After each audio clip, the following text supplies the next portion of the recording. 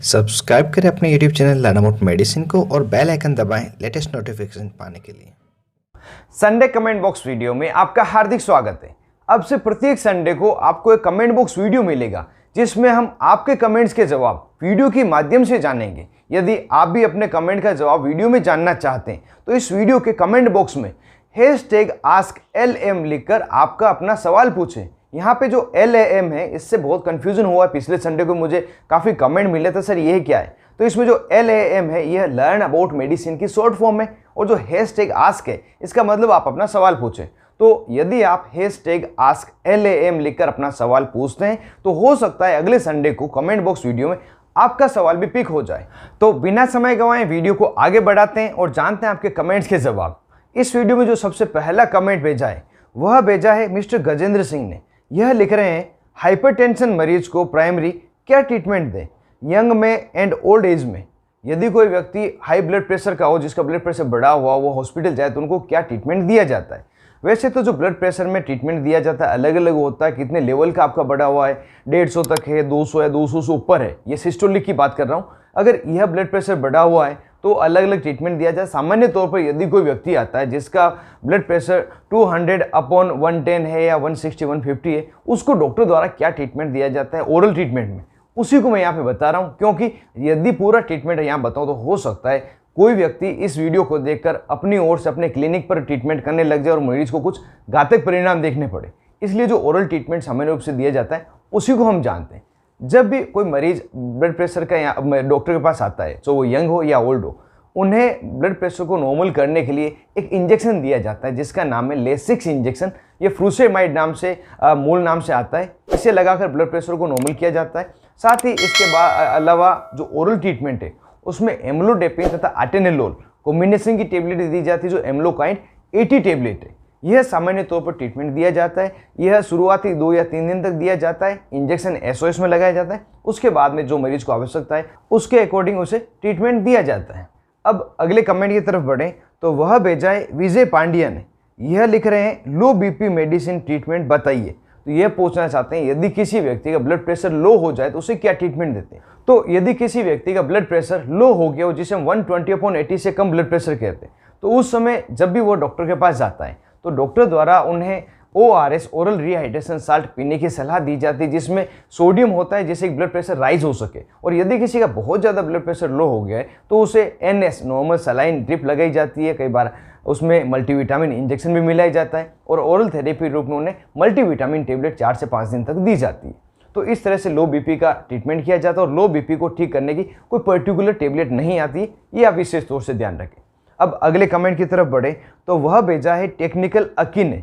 इन्होंने लिखा है, सर क्या एलर्जिक रिनिटिस क्योर हो सकता है या सिर्फ एंटी एलर्जिक टेबलेट लेके ही सिम्टोमेटिक ट्रीटमेंट ही कर सकते हैं? इन्होंने एलर्जिक रिनिटिस के बारे में पूछा है, जो एलर्जी के कारण नाक बहना, नाक बंद होने जैसी स्थिति होती है। यह ठीक करने का कोई परमानेंट इलाज है क्या? तो इसको ठीक करने के लिए एक ही परमानेंट इलाज है कि आपको जिस चीज़ से एलर्जी है उसको पहले फाइंड करें, उसका पता करें और उसको आप अवॉइड करें, जिससे कि आपको एलर्जी वापस से नहीं हो। और यदि आप उसको फाइंड नहीं कर पा रहे हैं, आप उस चीज़ को अवॉइड नहीं कर पा रहे, तो उस कंडीशन में जो एंटी एलर्जिक मेडिसिन है जैसे सेट्रिजिन, लिवोसेट्रिजिन, या इनसे बेहतर रहती है लिवोसेट्रिजिन तथा मोंटेलुकास्ट कॉम्बिनेशन की टेबलेट जो मोंटेगेल्सी नाम से अवेलेबल है। इनको आप आवश्यकता पड़ने पर ले सकते हैं या लो डोज में लंबे समय तक भी अपने डॉक्टर की सलाह पर ले सकते हैं। तो अगर एलर्जिक रिनिटिस की समस्या है तो आपको रेगुलर एंटी एलर्जिक मेडिसिन लेनी पड़ेगी, यदि आप उस एलर्जी को फाइंड करके अवॉइड नहीं कर सकते। अगले कमेंट की तरफ बढ़ते हैं तो वह कमेंट भेजा है अट्रैक्टिव म्यूजिक ने। यह लिख रहे हैं कि sir please tell me treatment of chronic pile and नासूर। ऐसा एक कमेंट और मुझे मिला है, जो न्यूज़ चैनल है उन्होंने भेजा है। तो वह भी पाइल्स का जो ट्रीटमेंट है उसके बारे में जानना चाहते हैं। तो पाइल के ट्रीटमेंट के लिए मैंने बवासीर का जो ट्रीटमेंट है पूरा ही अलग वीडियो पहले ही बनाए हैं, डॉक्टर द्वारा क्या क्या ट्रीटमेंट दिया जाता है। यदि आप जानना चाहते हैं डिस्क्रिप्शन में उसका लिंक दिया हुआ है, साथ ही ऊपर आई कार्ड पर भी क्लिक करके उसे जान सकते हैं। सामान्य तौर पर जो ट्रीटमेंट देते हैं उसको शॉर्ट में आपको बता दूं, इसमें कुछ antibiotic tablet, pain killer tablet तथा ऑइंटमेंट दिए जाते हैं। एंटीबायोटिक रूप में सबसे ज़्यादा प्रयोग लाई जाने वाली जो टेबलेट है वह है ऑफ्लोक्सासिन तथा ओनिडाजोल टेबलेट, जिसे आप O2 या जेनफ्लॉक्स OZ के नाम से जानते हैं। या इसके अलावा कुछ डॉक्टर एमोक्सिसिलिन तथा क्लेवनिक एसिड टेबलेट भी देते हैं। पेन किलर के रूप में जीरोडोल, पी टेबलेट या जीरोडोल एसपी सेरिस्पेप्टेज भी देते हैं, जिससे थोड़ी जो सूजन है वो कम हो जाए।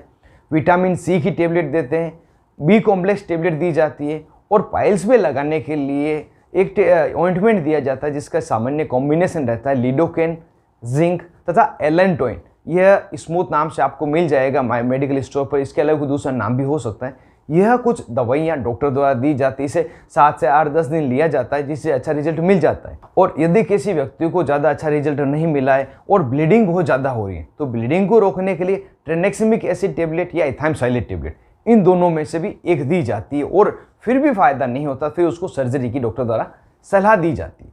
यहाँ पे जो ज़्यादातर प्रयोग लाई जाने वाली दवाइयाँ सभी को मैं बता रहा हूँ, प्रॉपर एक ट्रीटमेंट नहीं बता रहा हूँ। अगले कमेंट की तरफ अगर बढ़ें तो वह कमेंट भेजा है गोविंद पाटिल ने। यह लिखते हैं, sir how to memorise doses of every medicine, please give any tips. तो दोस्तों, अगर किसी दवा की डोज को आपको जानना है तो उसके बारे में तो कोई टिप नहीं है, उसकी आपको डोज याद ही रखनी पड़ेगी।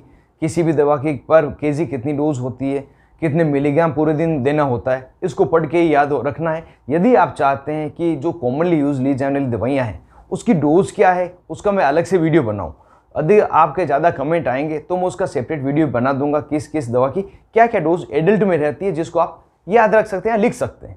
बढ़ते हैं अगले कमेंट की तरफ। तो वह कमेंट भेजा है क्षितिज 22 साल गुजर ने।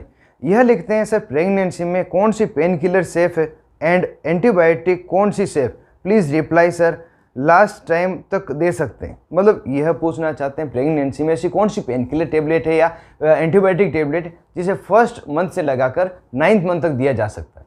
तो अगर पेन किलर की बात करें तो जो प्रेगनेंसी में सबसे ज़्यादा पेन किलर यूज़ ली जाती है और जो सबसे सेफेस्ट है वह है पैरासीटामोल टेबलेट। जी हाँ दोस्तों, आपको ये पता होगा, ये एंटीपायरेटिक बुखार की दवा के साथ में एनाल्जेसिक दर्द का ठीक करने की प्रॉपर्टी भी रखता है। इस कारण से इसको प्रेगनेंसी में दर्द को ठीक करने के लिए भी दिया जाता है। और जो सेफ एंटीबायोटिक है उसमें रेंज काफ़ी बड़ी है, लेकिन जो ज़्यादातर डॉक्टरों द्वारा एडवाइस की जाती है वह टेबलेट है सेफिक्जिम।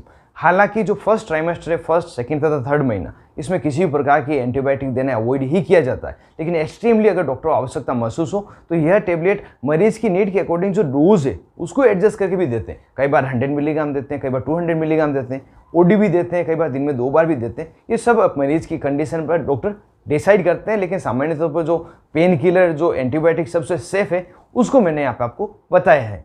अगर अगले कमेंट की तरफ बढ़ें तो वह भेजा है डॉक्टर मोहम्मद सलमान ने।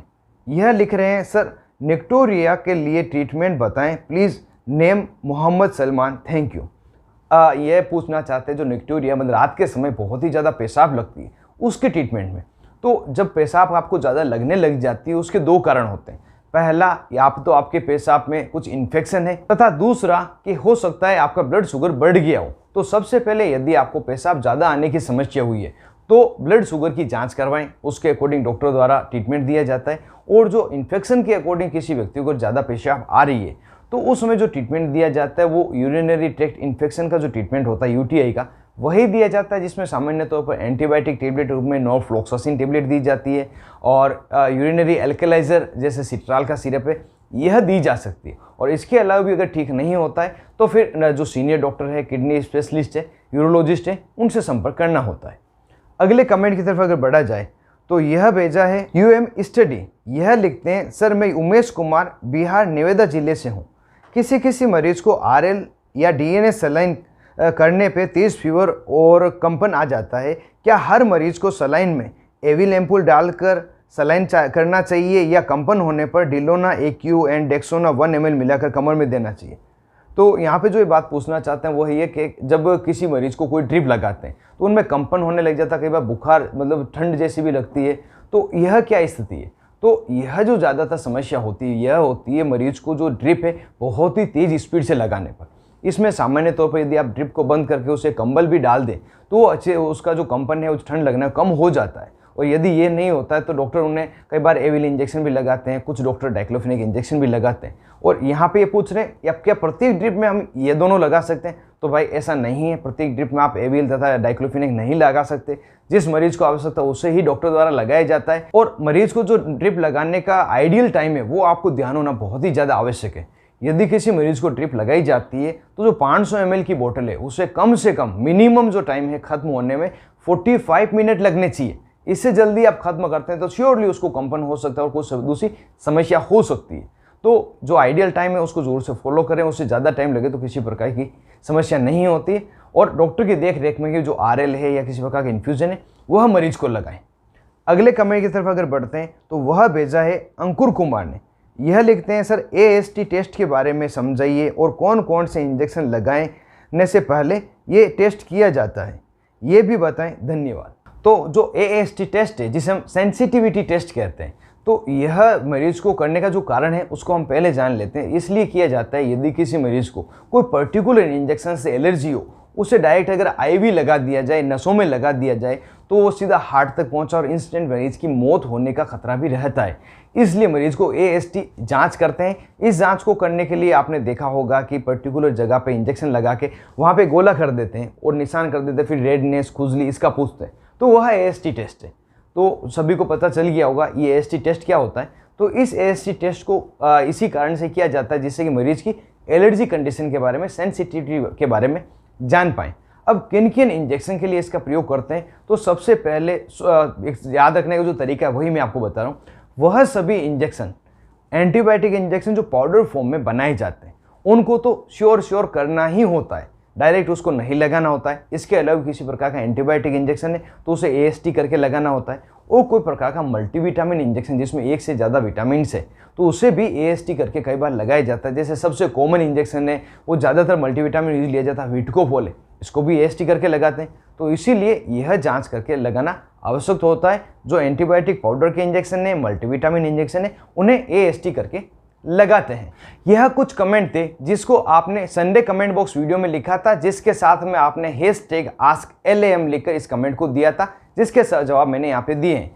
जैसा कि पहला वीडियो लास्ट टाइम था तो काफ़ी लोग नहीं समझ पाए कि कमेंट को किस तरह से पूछना है, इसलिए जो अदर कमेंट है, जो मोस्ट कॉमन कमेंट है, उनको भी एक दो को मैं ऐड कर रहा हूँ। यदि आप चाहते हैं अगले संडे को आपका कमेंट पिक हो तो उसके साथ में #AskLAM जरूर से लिखें। तो इसी स्थिति में आपके कमेंट को मैं अगले वीडियो में शामिल करूंगा। इस वीडियो में एक दो एक्स्ट्रा कमेंट शामिल कर लेते हैं। तो जो पहला अदर कमेंट है वह कमेंट भेजा है दिग्विजय सिंह चंदेल ने।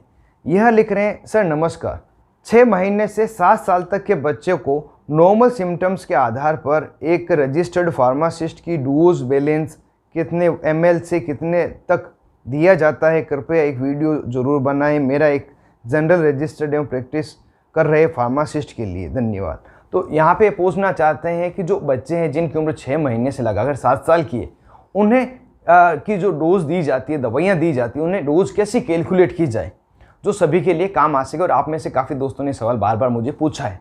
तो दोस्तों, बच्चों में जो डोज कैलकुलेट की जाती है उसके अलग अलग फार्मूलाज है जो उसकी एज के अकॉर्डिंग है, जिसमें 2 से 3 फार्मूला है। इसके मैंने अलग से वीडियो बनाए, पूरी डिटेल वीडियो बनाए।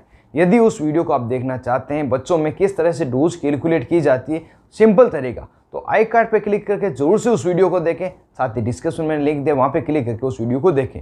यहाँ पे जो कॉमन फार्मूला है जिसको 12 साल तक की उम्र के बच्चों के लिए यूज़ लिया जाता है उसको मैं बता दूँ। वह फार्मूला है, इसमें सबसे पहले आपको बच्चे की जो एज है वह लेनी है, उम्र जो साल है ईयर्स में कितनी है वह उसके अपॉन लिखना है एज बच्चे की प्लस 12 और मल्टीप्लाई इसे कर देना एडल्ट डोज से। यह समझ नहीं पाए होंगे आप, जो लिखा है उसे देखिए। इस तरह का ये फॉर्मूला है। इसमें जो बच्चे की एज है, जो एडल्ट डोज है, जो दवा आप दे रहे हैं, उस सभी को सेट करके इसकी डोज को कैलकुलेट किया जाता है। ये सामान्य सा फॉर्मूला यहाँ बताएं। यदि नहीं समझे तो उस वीडियो को जरूर से देख लें, आप पूरी डिटेल समझ पाएंगे। अगला कमेंट की तरफ बढ़ लेते हैं। तो यह कमेंट भेजा है मेडिकल फार्मेसी ज्ञान ने। यह लिख रहे हैं, सर मुझे बहुत ज़्यादा छींकें आती है, लगभग 5 ईयर से ऐसा डॉक्टर को ध्यान, लेकिन कोई आराम नहीं है। जब कोई सोकर उठता हूँ तो बहुत ज़्यादा छींकता हूँ और कुल मिला के इनको ये प्रॉब्लम है कि जब नींद से उठते हैं तो बहुत ज़्यादा उन्हें छींक आती है। तो यह जो हमने शुरुआत में एक वीडियो कमेंट जाना था जिसमें हमने एलर्जिक रिनिटिस को जाना था, जो एलर्जी कारण होता है, तो यह भी मैं समझता हूँ एलर्जी के कारण है। जब रात को आप सोते हैं, हो सकता है पंखे की हवा से, किसी बेडशीट से, कपड़े से या किसी अन्य कारण से आपको एलर्जी हो, उसी कारण से आपको ये छींकें सुबह उठते आती है, पूरे दिन में नहीं आती। तो इसके लिए आपको पहले ये पता करना होगा किस चीज़ से आपको एलर्जी है, जिससे छींकें आ रही है उसको आप अवॉइड करें तो ये छींकें आना बंद हो जाएगी, किसी प्रकार की बीमारी नहीं है। लास्ट कमेंट की तरफ बढ़ लेते हैं। जो भेजा है डॉक्टर सुधीर सिंह ठाकुर ने। यह लिखते हैं, सर अगर किसी को मधुमक्खी काटती है तो उसका ट्रीटमेंट क्या होता है, प्लीज़ बताइए। तो मधुमक्खी एक छोटे इंसेक्ट बाइट में अपन काउंट कर सकते हैं, जो जहरीले कीड़े होते हैं, मकड़ी, मधुमक्खी, चींटी, जो सभी काटते हैं। तो उसको काटने पर हमारी स्किन पर अचानक से स्वेलिंग आती है, तेज़ दर्द होता है और किसी किसी व्यक्ति में इतनी सेंसिटिविटी होती है उसके पॉइजन्स के प्रति कि उसको श्वास आने में प्रॉब्लम हो जाती है, उनकी डेथ भी हो जाती है। तो जब भी मधुमक्खी व्यक्ति को काटती है तो उस मधुमक्खी के ट्रीटमेंट के लिए डॉक्टर द्वारा जो इंजेक्शन दिया जाता है, उन इंजेक्शन को आप बहुत ही अच्छी तरह से जानते हैं। यदि आपको याद आ गया है तो वीडियो को पॉज करके पहले कमेंट करें वो कौन से 2 इंजेक्शन है। वह 2 इंजेक्शन है एविल तथा डेक्सोना इंजेक्शन, जो एलर्जी के लिए बहुत ही पॉपुलर इंजेक्शन है। यह दोनों मरीज को स्टेट लगाए जाते हैं। उसके अलावा अगर पेन किलर की आवश्यकता, बहुत ज़्यादा दर्द हो रहा है, वो भी दिया जाता है। और अगर बहुत ज़्यादा सीवियर कंडीशन हो जाए तो हाइड्रोकोर्टिसोन इंजेक्शन भी दिया जाता है और साथ ही उसे आईसीयू ट्रीटमेंट भी दिया जाता है। और अगर थोड़ी बहुत किसी को समस्या हुई तो उसे ओरल ट्रीटमेंट दिया जाता है, जो यह एविल टेबलेट हो सकती है, सिट्रिजिन टेबलेट हो सकती है, लेवोसिट्रिजिन टेबलेट हो सकती है। इनमें से कोई भी एक टेबलेट देकर भी मरीज को अच्छा किया जा सकता है। साथ ही यदि आप अपने घर पर कुछ दवाइयाँ रखते हैं तो उसमें यह सेट्रिजिन, एविल, इनमें से कोई भी एक टेबलेट बहुत ही ज़्यादा आवश्यक है आपके घर पे होना, क्योंकि ये जोटा कीड़ा काटने वाली समस्या किसी को भी हो सकती है। इसलिए घर पे भी इस टेबलेट को आप ज़रूर से रखें। और यदि आप यह भी जानना चाहते थे घर पे रखने वाली मोस्ट इंपॉर्टेंट दवाइयाँ कौन सी है, जैसे आपको तुरंत हॉस्पिटल में नहीं भागना पड़ेगा, तो इसके लिए भी मैंने अलग से वीडियो बनाए, डिस्क्रिप्शन में लिंक दिया है, साथ ही एंड स्क्रीन पे यहाँ पे आपको इसका लिंक मिल जाएगा, वहाँ पे क्लिक करके भी इसे जान सकते हैं।